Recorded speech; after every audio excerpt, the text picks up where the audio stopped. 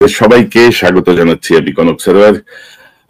শিরোনাম দেখে বুঝতে পারছেন আমাদের সন্তানরা নিহত হয়েছে মাইলস্টোনের এক যুদ্ধ জাহাজের বিধ্বস্ত হওয়ার ঘটনায়। সেটি নিয়ে নানা নাটক চলছে।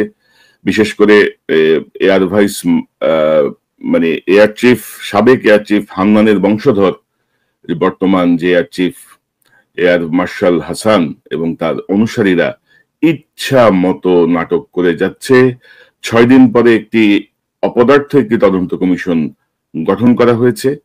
আসলে ঘটনাটাকে দায় মুক্তি দেওয়ার জন্যই বলা চলে এই তদন্ত কমিশন গঠন হয়েছে আপাত দৃষ্টিতে আমাদের যা মনে হচ্ছে। তো দর্শক, বাংলাদেশের এয়ারফোর্সে কর্মরত বর্তমান, সাবেক এবং দেশের বাইরে অবস্থানরত অনেকের সঙ্গে আমার এই বিষয়গুলো নিয়ে কথা হচ্ছে। কিন্তু বাস্তবতা হচ্ছে হাসিনার যে এয়ার চিফ বসে গেছে, হাসিনার মানে কি বলবো পোষ্য, তারিক সিদ্দিকীর পোষ্য, সেই এয়ার চিফ কিন্তু হাসিনা স্টাইলে কিন্তু দমন করার চেষ্টা করছে। ইতিমধ্যে সে বেশ কিছু আটকের ঘটনা ঘটেছে ইন্টারনালি, পাশাপাশি সবাইকে হুঁশিয়ারি দেওয়া হয়েছে। তো বিমান বাহিনীর আপনি জানেন যে একটি ছোট পরিসরের একটি বাহিনী আমাদের, সে বাহিনীর ভেতরে তারা এক ধরনের ত্রাস সৃষ্টি করে রাখছে। তো আজকে আমি তিনটা পয়েন্ট আপনাদের সঙ্গে একটু কথা বলতে চাই। বিমান বাহিনীর যারা কর্মরত, অবসরপ্রাপ্ত, দেশের বাইরে আছেন, এরকম 7-8 জনের সঙ্গে কথা বলে আসলে বিষয়টি দাঁড় করানো, কারণ তারা কেউই সামনে আসতে চাচ্ছেন না এই মুহূর্তে। তারা মনে করছেন যে তারা যদি সামনে আসেন তাদের জন্য ঝামেলা বাড়বে। তো হাসিনা চলে গেল, তার বংশধরেরা এখনো বহাল তবিয়তে আছে। ডক্টর ইউনূস মোটিভেশনাল স্পিচ দিয়ে যাচ্ছে, মিষ্টি মিষ্টি কথা বলছে, কাজের গোড়ায় ঘোড়ার ডিম আমরা যা দেখছি।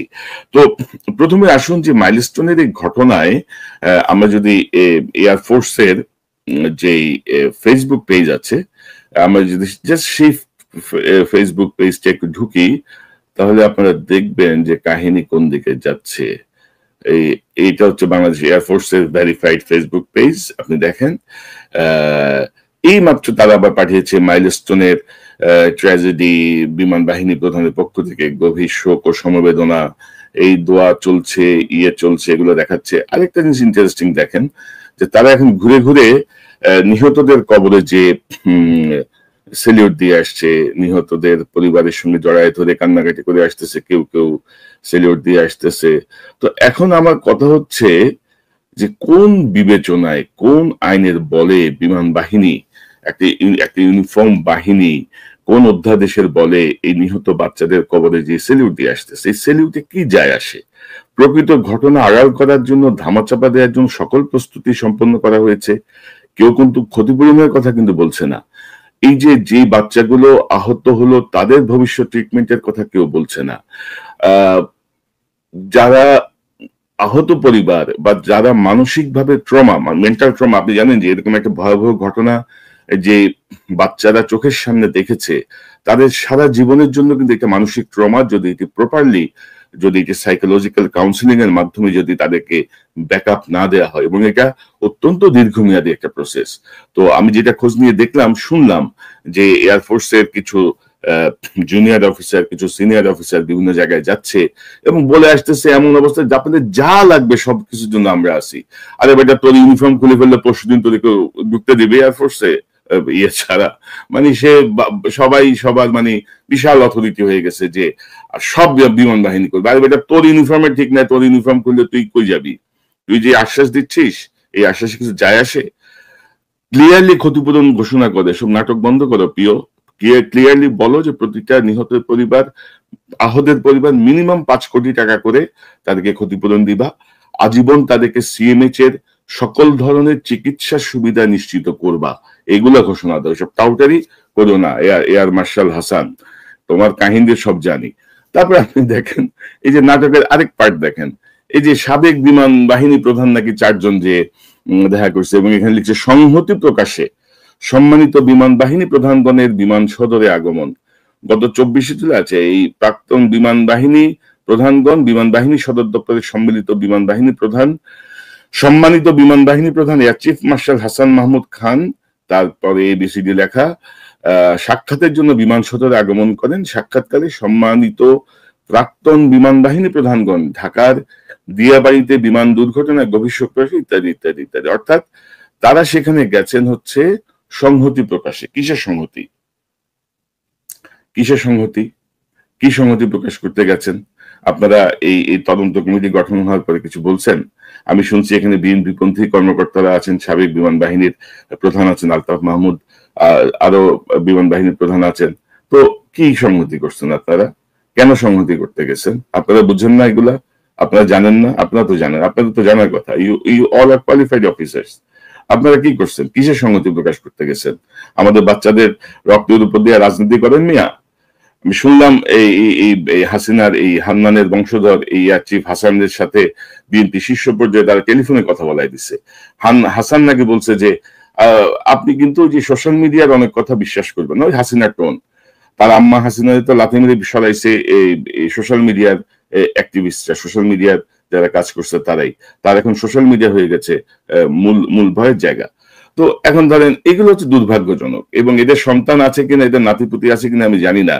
এরা কিসের ভিত্তিতে এইসব নাটক করতেছে আমি তাও জানি না। আপনারা যদি দেখেন, আমি আরো আরো ছবি দেখাইতে, এগুলো সব এয়ারফোর্সের ভেরিফাইড পেজ থেকে দেখেন।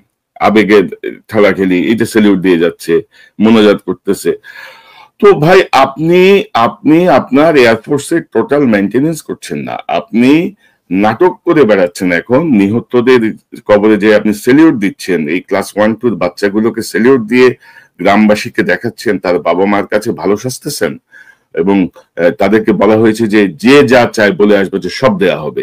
অর্থাৎ এটা হচ্ছে এক ধরনের ক্রাইসিস ম্যানেজমেন্ট করার চেষ্টা, ক্রাইসিস ম্যানেজমেন্ট করার ফালতু প্রচেষ্টা। এবং আমি আবারও বলছি, ক্ষতিপূরণের ঘোষণা দাও, সিএমএইচ এ তাদের আজীবন শারীরিক মানসিক সকল চিকিৎসার ঘোষণা দাও, নাইলে কিন্তু কেউ বাঁচতে পারবে না। তারপরে আপনি দেখেন এটা এই এই নাটকের সঙ্গে যোগ হয়েছে আমাদের এই যে মতির প্রথম আলো। মতির প্রথম আলো দেখেন, তদন্ত কমিটি গঠন হয়েছে গতকাল। সে কিন্তু ধরেন ভিডিও ছাড়তেছে, বিধ্বস্ত বিমানটি কি উড্ডয়নের অনুপযোগী ছিল, অর্থাৎ মানুষের মনে যে প্রশ্ন, সেই প্রশ্ন।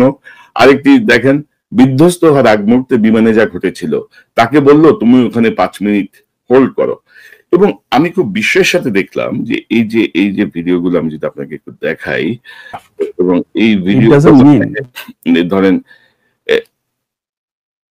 আপনি যে ভিডিওটা যদি দেখেন, পুরো ভিডিওটা এইভাবে যদি দেখেন, আপনি কোথাও কোনো ইয়ে পাবেন না। মাঝে মাঝে কিছু বিমানের ফুটেজ, কিছু রানিং ফুটেজ দেওয়া হয়েছে, কিন্তু কে প্রেজেন্টার, কে এটাকে প্রেজেন্ট করছে, কে কি করছে, এগুলো কিন্তু দেখবেন না। তো আমার সন্দেহ হচ্ছে যে এটা হয়তো দুজনে কিন্তু এয়ারফোর্সের ভালো মানের কর্মকর্তা। আমি যদি আপনাদেরকে একটু বলি তারা কি বলতে চাচ্ছেন। তারা যেটা বলতে চাচ্ছেন, ভাই মানে বাংলাদেশে এরকম একটা মর্মান্তিক ঘটনা ঘটে, এগুলার কথা কি বলবো।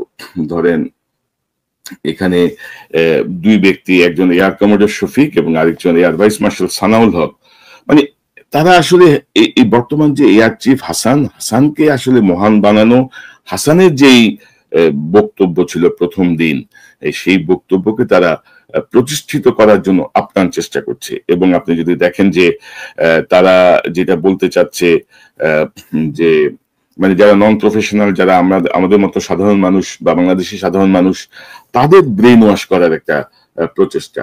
ধরেন হঠাৎ এই এক ব্যক্তির কথা আমরা শুনলাম যে বিমানকে নাকি ওইখানে 5 মিনিট হোল্ড করতে হয়েছে আরেকটা বিমানকে পাস করার জন্য বা ল্যান্ডিং এর সুবিধার জন্য। তো তারা নানা রকমের গল্প দিচ্ছে, পাইলটকে মহান বানানোর চেষ্টা করছে। এখন পাইলট ভাই মানুষ, পাইলটকে ভুল করতেই পারে, এবং এই কথাটা কিন্তু কেউ স্বীকার করছে না। ঘটনাটাকে অন্যদিকে ডাইভার্ট করার চেষ্টা করছে, যে যেই সময় এই যে তৌকিরের যে ফ্লাইটটা ছিল, সেই ফ্লাইটের সময় তার যে বেস কমান্ডার বেজে ছিল না, তার ওসি সেখানে ছিল না, প্রশিক্ষক, নন কোয়ালিফাইড প্রশিক্ষক এটিকে অপারেট করেছে। এবং এটিকে এখন নানা রকম বীরত্ব গাথা দিয়ে, নানা রকম কাহিনী দিয়ে এটিকে ধামাচাপা দেওয়ার চেষ্টা চলছে। এবং আপনারা যদি লক্ষ্য করেন যে ধরেন এটা বিমান দুর্ঘটনা না, ধরেন এটা হচ্ছে একটা বড় সড় একটা বাস, ধরেন মাইলস্টোনের ওয়াল ভেদ করে ঢুকে 20-25 জন মারা গেল, 30 জন মারা গেল। তো কি হইতো? ওই বাস ড্রাইভারের 14 গোষ্ঠীর পুলিশ যা ধরে নিয়ে আসতো, সাধারণ জনগণ যে বাস ড্রাইভারের গ্রাম যেখানেই থাকুক সেখানে যে আগুন লাগাই দিত, এই তো।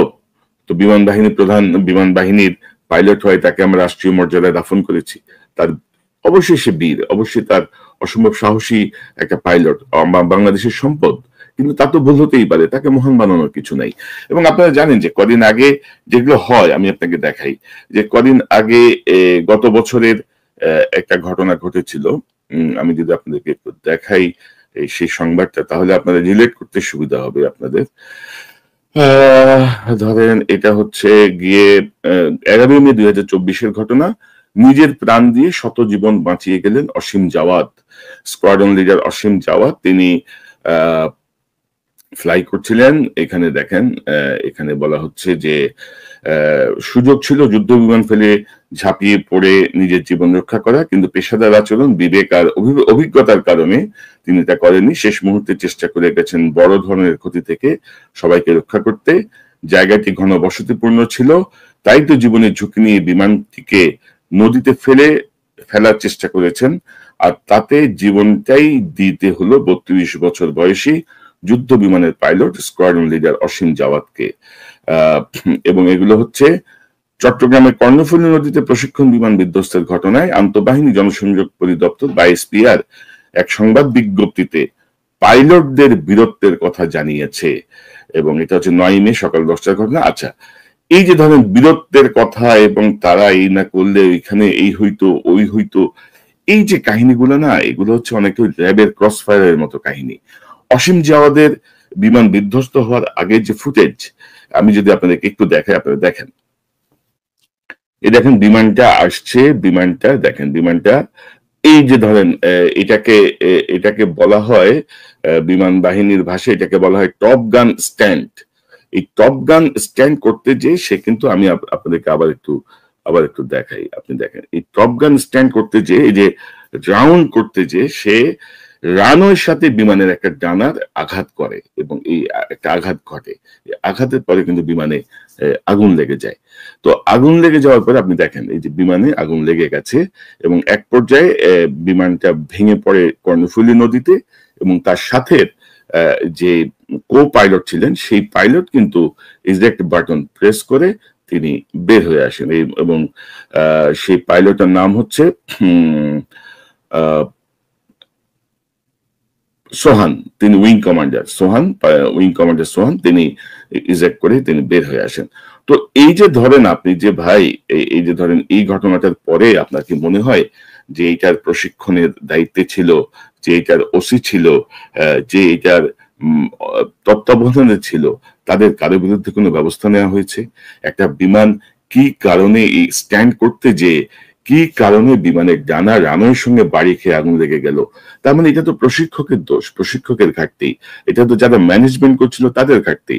গত 1 বছরে বেশি সময় আপনারা কি কোনো রিপোর্ট পেয়েছেন? কারো বিরুদ্ধে কি কোনো ব্যবস্থা নেওয়া হয়েছে? নেওয়া হয়নি। পাইলট মহান, পাইলট বীর, তিনি জীবন বাঁচাতে নিজের জীবন শহীদ করেছেন। এই হচ্ছে গিয়ে গল্প। এবং এই গল্প দিয়ে আপনারা কি বোঝাতে চাচ্ছেন? এই গল্প দিয়ে আপনারা তো বিমান বাহিনীটাকে আমাদের ধ্বংস করে দেবেন, যে পরিস্থিতি আমরা দেখতে পাচ্ছি।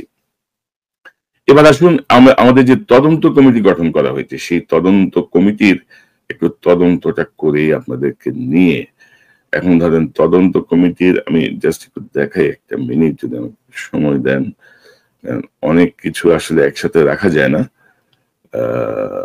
আচ্ছা, এই যে ধরেন তদন্ত কমিটি গঠন করা হয়েছে, 6 দিন পরে একটি তদন্ত কমিটি গঠন করেছে, বিশাল ব্যাপার। তার মধ্যে হচ্ছে একেএম জাফরুল্লাহ খান, সাবেক সচিব, হচ্ছে এটা সভাপতি। তুই বেটা জাফর কি বুঝে? জাফর এই সিভিল এভিয়েশনের, এয়ারফোর্সের কি বুঝে? তাদের কেন তোমরা সচিব বানাইলা? তাদের কেন তোমরা সভাপতি বানাইলে একেবারে? আচ্ছা, তারপরে হচ্ছে air vice marshal M Saeed Hossain, অবসরপ্রাপ্ত, তার বিডি হচ্ছে 7922, প্রাক্তন সহকারী বিমান বাহিনী প্রধান, প্রশাসন।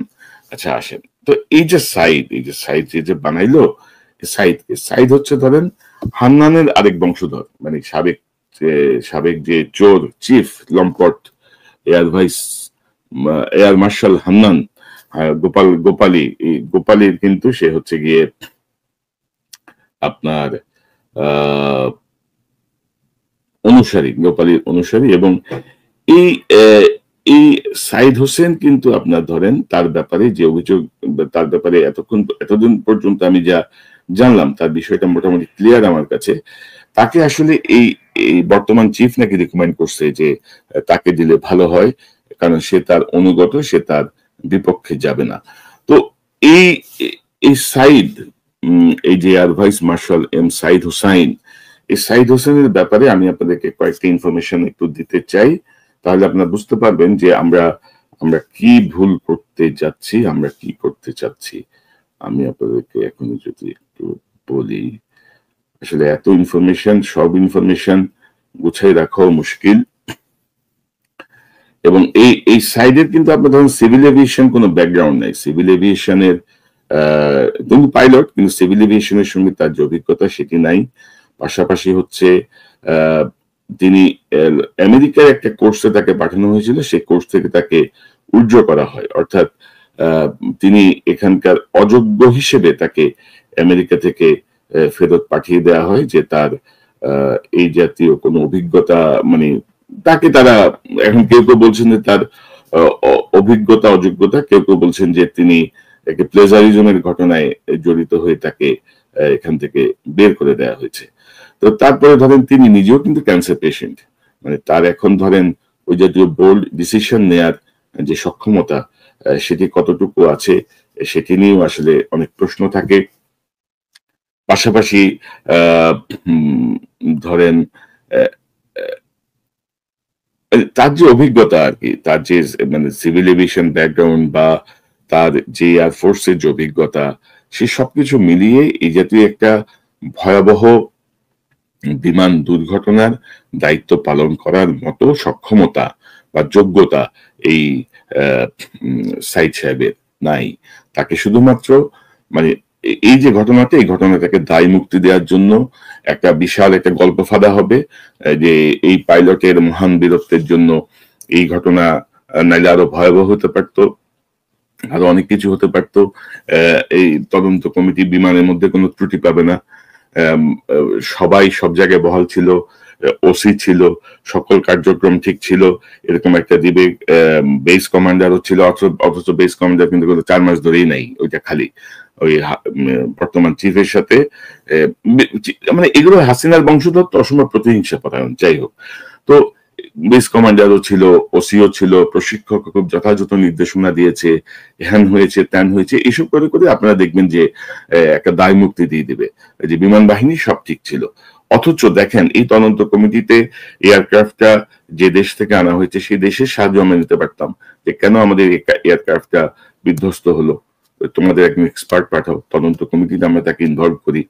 আমরা দক্ষ লোক, মানে বাইরের অন্য দেশ থেকে যারা এই বিমানগুলো কিনে বা এই ফাইটার জেট গুলো অপারেট করে, তাদের কাউকে আমাদের রাখা দরকার ছিল। এবং অনুরোধ করলে বা গভর্নমেন্ট যদি রিকোয়েস্ট করে, পৃথিবীর এমন কোন দেশ নাই যে দেশ এই ঘটনায় আমাদেরকে সহযোগিতা করবে না। এবং আপনারা যদি দেখেন যে এখানে এই তদন্ত কমিটিতে আরো যাদেরকে নেওয়া হয়েছে, ধরেন অতিরিক্ত সচিব প্রতিরক্ষা মন্ত্রণালয়, অতিরিক্ত সচিব বেসামরিক বিমান ও পর্যটন মন্ত্রণালয়, অতিরিক্ত সচিব দুর্যোগ ব্যবস্থাপনা ও ত্রাণ মন্ত্রণালয়, কমিশনার ঢাকা অধ্যাপক আদিল মাহমুদ খান নগর পরিকল্পনাবিদ, মোহাম্মদ আশিকুর রহমান অধ্যাপক department of chemical engineering BUET, barrister Ashraf Ali আইনজীবী। মানে ঠাট্টা ফাইজলামি, মানে আমলা কয়টা দেখেন, আমলা হচ্ছে 1 2 3 4 5, 5টা হচ্ছে আমলা, 9 জনের মধ্যে 5 জন আমলা, একজন হচ্ছে নগর পরিকল্পনাবিদ, একজন হচ্ছে ব্যারিস্টার, আরেকজন হচ্ছে department of chemical and engineering এর শিক্ষক। তো ফাইজলামি করেন আমাদের সাথে, আপনারা যা বলবেন আমরা সব মেনে নেব, আপনাদের সব কথা শুনতে হবে। তারপরে আসেন এটা যে টার্মস অফ রেফারেন্স। এই তদন্ত কমিশনের কার্যপরিধি হইবে নিম্নরূপ: 2025 সালের 21 জুলাই উত্তরার মাইলস্টোন স্কুল অ্যান্ড কলেজের বিমান বিধ্বস্তের মর্মান্তিক ঘটনার প্রেক্ষিত কারণ ও দায় দায়িত্ব উদ্ঘাটন করা। প্রেক্ষিত কারণ ও দায় দায়িত্ব উদ্ঘাটন করা, বুঝতে পারছেন? এই অপদার্থগুলা দিয়ে প্রেক্ষিত কারণ আর দায় দায়িত্ব উদ্ঘাটন করবে, এরা বুঝবেই না টেকনিক্যাল টার্মস গুলা। তারপরে হচ্ছে স্কুলের ছাত্র শিক্ষক অন্যান্যদের জীবনহানি, গুরুতর আহত হওয়ার বিষয় সহ সকল ক্ষতিপূরণ, ক্ষয়ক্ষতি নিরূপণ ও ঘটনা সংশ্লিষ্ট অন্যান্য বিষয়সমূহ চিহ্নিত করা। বিমানবন্দরের অতি নিকটবর্তী এলাকায় মাইলস্টোন স্কুল অ্যান্ড কলেজ, অপরাপর স্থাপনা নির্মাণ, ফ্লাইং জোন, দুর্ঘটনা প্রতিরোধ প্রশিক্ষণ, বিমান এইসব কিছু ফালতু জিনিস ঢুকাইছে। আসল কথা কিন্তু কিছুই নাই। এবং এ বিষয়ে আমি কয়েকজনের সঙ্গে কথা বলছিলাম, তারা আমাকে বলছিলেন যে এই যে টার্মস অফ রেফারেন্সে যে বিষয়গুলো থাকা দরকার ছিল, যে বিষয়গুলো এখানে আনা দরকার ছিল, সেই জাতীয় কোনো বিষয় নাই। যেমন ধরেন এটা যে ভেগ টার্ম, সেই ভেগ টার্মের জায়গাগুলো আরো সুনির্দিষ্ট করা দরকার ছিল। যে মানে এটা এয়ার এক্সপার্ট বা এটাকে কি বলে এয়ার ফরেন্সিক যারা করেন পৃথিবীতে দক্ষ, তাদেরকে দিয়ে এই কমিটিতে ঢুকিয়ে দেখা দরকার ছিল যে কোন ঘটনায় বিমানটা আসলে কোন টেকনিক্যাল ফল্টের জন্য বা কি কারণে এই বিমানটা দুর্ঘটনায় পড়লো, এই বিমানের উড্ডয়ন বা প্রশিক্ষণে কোথাও কোনো দুর্বলতা বা অবহেলা ছিল কিনা, বিমান রক্ষণাবেক্ষণে কোনো দুর্বলতা বা অপ্রতুলতা ছিল কিনা, বিমান পরিচালনায় যারা পরিচালনা করছিলেন সেই দিনটায় সেই জায়গাটায় কোনো দুর্বলতা ছিল কিনা, এবং তো এই যে ধরেন সার্বিক তত্ত্বাবধান রক্ষণাবেক্ষণ সহ শুরু করে সকল বিষয়ে যে অনুসন্ধান করা দরকার, যে সুনির্দিষ্ট যে টার্মস অফ রেফারেন্স দেয়া দরকার। আপনারা কি মনে করেন যে 5 জন আমলা, একজন শিক্ষক, একজন ব্যারিস্টার, এদেরকে দিয়ে এই ঘটনা বেরিয়ে আসবে? আর যে এয়ার ভাইস মার্শাল যে সাইদ সাহেবের কথা বলা হচ্ছে, নিজেই তো ফিজিক্যালি ডিসেবল পারসন এবং তার নিজেরই কোনো অভিজ্ঞতা নাই। তো এই যে দায় মুক্তির যে অপদার্থ একটা তদন্ত কমিশন গঠন করা হলো, এই দায় কে নেবে? ডক্টর ইউনূস, আপনার কাছ থেকে আমরা আসলে মানে এগুলা একেবারেই আশা করি নাই। আমরা চেয়েছিলাম যে আমাদের সন্তানদের যে করুণ মৃত্যু, জাস্ট নিজের জায়গায় কল্পনা করেন 2-3 বছরের বাচ্চারা মারা গেছে, তাদের বাবা মায়ের অবস্থা কি, তাদের পরিবারের অবস্থা কি, তাদের ভবিষ্যতের অবস্থা কি। আপনারা চিন্তা করেন যে মানসিক ট্রমার মধ্যে তারা আছে, সেই ট্রমা থেকে বের হয়ে তাদেরকে সুস্থ স্বাভাবিক জীবনে কিভাবে যাবে। তো এই যে এই বিষয়গুলো সেটেল করা দরকার। এখন দুর্ঘটনা ঘটেছে, যে কারণেই ঘটুক, একটা বিমান বিধ্বস্ত হয়েছে, এটা আমি দুর্ঘটনা এখন পর্যন্ত দুর্ঘটনাই, বাট বিধ্বস্ত হওয়ার পেছনে আমি মনে করি যে এখানে যথেষ্ট হিউম্যান রিজন আছে এবং বিমান বাহিনীতে কর্মরত অনেকেই সেটি মনে করেন। তো এখন আসেন বর্তমান এয়ার চিফ এটাকে কিভাবে ধামাচাপা দেওয়ার চেষ্টা করছে। আমি আপনাদেরকে বলছিলাম যে এটা আপনার চলছে হচ্ছে নাটক চলছে, মানে ক্রাইসিস ম্যানেজমেন্টের জন্য নানা রকমের গুণগান গাওয়ানোর চেষ্টা চলছে।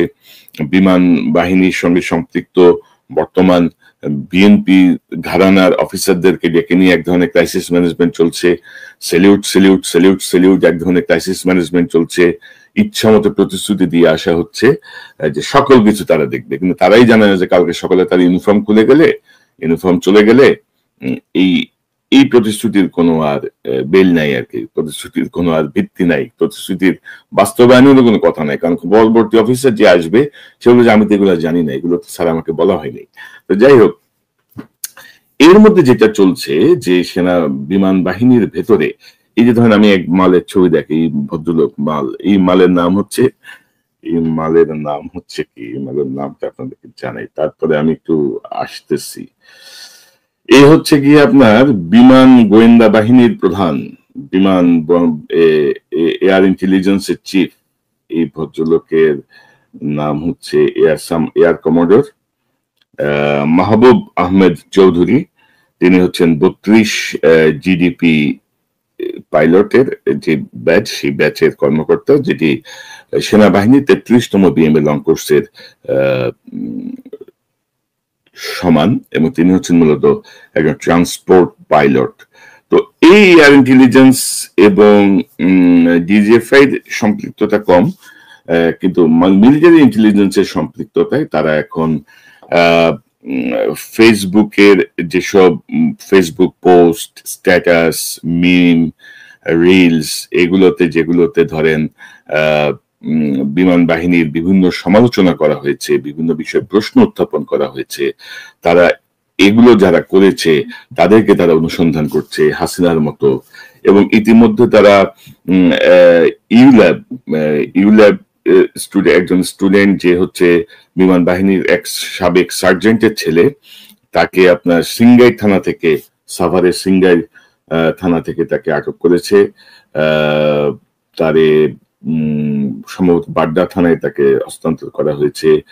এ পর্যন্ত 24টার বেশি ফেসবুক পেজ এবং প্রোফাইলকে তারা ফেসবুকে চিঠি লিখে ডাউন করিয়েছে, এবং তারা একজন অফিসারকে তারা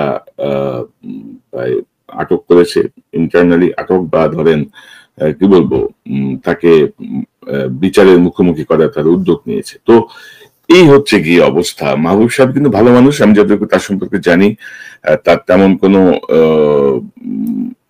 ইতিহাস এখনো পাইনি, পেয়ে যাব যদি কিছু থাকে। কিন্তু ধরেন এইভাবে কিন্তু তারা আবার এটাকে আবার কন্ট্রোল করার চেষ্টা করছে। তো আমরা যে 5ই দেখেন গত জুলাইতে আমাদের যে বিপ্লব, এই জুলাইয়ের 28 তারিখে এসে আমাদেরকে এই কথাগুলো বলতে হচ্ছে, কারণ হচ্ছে ডক্টর ইউনূসের নেতৃত্বাধীন যে অপদার্থ সরকার, যে মুরব্বী সরকার, এই মুরব্বী সরকারের মাজায় কোনো জোর নাই। এই মুরব্বী সরকারের পক্ষে হাসিনার বংশধরদেরকে বিভিন্ন জায়গা থেকে সরানো সম্ভব হয়নি, যার জন্য এয়ার মার্শাল হাসান এখন মচমচ করে কথা বলে, নানা রকমের নাটক করার সুযোগ পাচ্ছে। সে সোশ্যাল মিডিয়ায় তার সমালোচনা হচ্ছে বলে বিভিন্ন জনকে হুমকি ধমকি দিচ্ছে, সে বিভিন্ন জনকে গ্রেপ্তার করছে, বিচারের সম্মুখীন করার মতো ঔদ্ধত্য দেখাচ্ছে। তো এয়ার মার্শাল হাসান মাহমুদ খান, আপনাকে সতর্ক করছি, আপনি হান্নানের বংশধর। হান্নান হচ্ছে একটা চোর এবং লম্পট, আপনি হচ্ছেন তার বংশধর। গোপালী হান্নান যখন এয়ার চিফ, দর্শক আপনারা জানেন, ইতিমধ্যে আমি বলেছি, এই চিফের সময় বর্তমান চিফ ছিলেন তার সহকারী বিমান বাহিনী প্রধান। তিনি দুটোর খাত তিনি দেখতেন, সেখান থেকে তিনি প্রমোশন পেয়ে তারেক সিদ্দিককে ঘুষ দিয়ে হাসিনাকে খুশি করে তিনি এই পদে এসেছেন। আমার ধারণা তার যে পরিমাণ খরচ হয়েছে সেই টাকা উঠে তিনি লালালাল হয়ে গেছেন। হান্নানের ব্যাপারে যে বলছি, হান্নানের যে দুর্নীতির মামলা, তার ব্যাপারে আবার একটু আপনাদেরকে শোনাই। বিমান বাহিনী প্রধান air chief martial Sheikh Abdul Hannan, বিমান বাহিনীতে বাৎসরিক বাজেট প্রায় 4000 কোটি টাকা। 2021 থেকে 2024 পর্যন্ত তিনি বিমান বাহিনী প্রধান হিসেবে দায়িত্ব পালন করেছেন। 3 বছরে বিমান বাহিনীর বাজেট ছিল প্রায় 12,000 কোটি টাকা। তিনি এই 3 বছরে প্রায় 3000 কোটি টাকা দুর্নীতির মাধ্যমে হাতিয়ে নিয়েছেন। তো এই 3000 কোটি টাকা যে হান্নান হাতিয়ে নিল, এটা তো একটা প্রাথমিক ইনফরমেশন। এই বর্তমান এয়ার চিফের কি আপনি মনে করেন তার ভাগ নাই এর মধ্যে? সে সহকারী বিমান বাহিনী প্রধান, 2টা সেক্টর সে দেখতো, তার ভাগ নাই? তারও ভাগ আছে। তো এইসব চোর বাটপার ডক্টর ইউনূসের দরকার ছিল সরাই দেওয়া। তারা এখন মহান সাজার চেষ্টা করতেছে, তারা এখন চোখ রাঙাচ্ছে, তারা এখন আমাদের সন্তানদের এরকম একটা ভয়াবহ ঘটনার পরেও তারা এটাকে ধামাচাপা দিয়ে নানা রকমের নাটক করে এগুলো অন্যদিকে দৃষ্টি সরাতে চেষ্টা করছে। এবং ভেরি আনফরচুনেটলি একটা দায় মুক্তি তদন্ত কমিশন গঠিত হয়েছে, একটি অপদার্থ তদন্ত কমিশন গঠন হয়েছে। আমরা তার ব্যাপারে মনোযোগ আকর্ষণ করছি, আমরা আমাদের কাজ করে যাব। এই ধরেন আমি কদিন আগে বিস্তারিত একটা পোস্ট দিয়েছিলাম, এবং আমি সেখানে দেখলাম যে আমার পোস্টে এসে এয়ারফোর্সের যারা মানে কারেন্ট অফিসার, এয়ারফোর্সের যারা সৈনিক, তারাও এসে আমার এখানে গালাগালি করে যাচ্ছে। তো আপনারা আপনাদের গালাগালি অব্যাহত রাখুন, আপনারা যা খুশি তা করুন। আমার যে দায়িত্ব, আমি যেটা মনে করি সবার আগে বাংলাদেশ, আমার দায়িত্ব অনুযায়ী আমি আমার কাজ করে যাব, বলে যাব। বুঝলে বুঝপাতা, নাইলে তেজপাতা, কিচ্ছু করার নেই। এবং যা কিছু বলা হচ্ছে, যা কিছু দেয়া হচ্ছে, এখানে কোনো অনুরাগ বা বিরাগের কিছু নাই। এটা হচ্ছে ফ্যাক্ট। যে বিষয়গুলো বাংলাদেশের মিডিয়া কখনোই বলবে না, কারণ আপনারা জানেন যে বাংলাদেশের মিডিয়া কখনোই স্বাধীন হবে না, স্বাধীন হতে পারবে না, কারণ তাদের স্বাধীন হওয়ার মতো সেই প্রচেষ্টাই নাই।